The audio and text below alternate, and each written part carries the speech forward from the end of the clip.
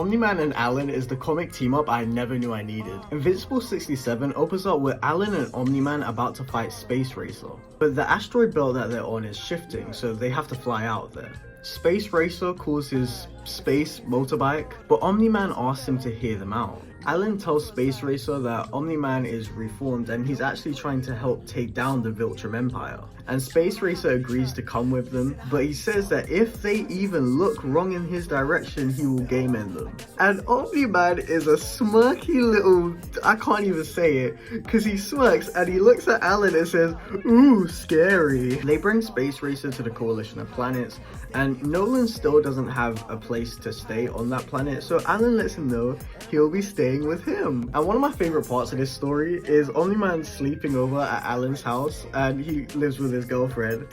And Alan's getting jiggy, and Omni-Man's just trying to sleep, and he looks so distressed. Their next mission to retrieve a weapon that can defeat the Viltrumites brings them to an iced-off planet, and they need their guys in the ship to shift the disc that's blocking the sun, but instead they destroy it, which is bad because the creatures are the Rognar, which are basically dinosaurs that can game end Viltrumites, and the only way the Viltrumites were able to defeat them was by blocking the sun and freezing over the planet. And the Rognar start thawing out, which means that Alan and Omni-Man have to abort the mission. And Alan tells Omni-Man on the way back to get in the ship, but Omni-Man says that he is not going to get into that ship because he is still a hot-blooded Viltrumite, and if he goes inside there, he is going to tear it apart. Next, they get some poison from the Flaxus plant, which is poisonous to Viltrumites. After, Alan and his girl argue because she wants Omni-Man to move out, but luckily, Omni-Man has found a place and he'll be moving out very shortly.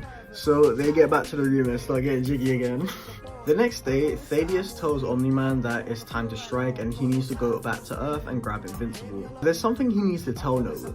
He shows him a room where he's developed a new strain of the Scourge virus. And if you don't know what that is, let me know and I'll explain it in a different video. But Thaddeus tells Nolan that if it looks like they're about to lose when they're fighting the Viltrumites, he will let off this virus and become a self-game end mission.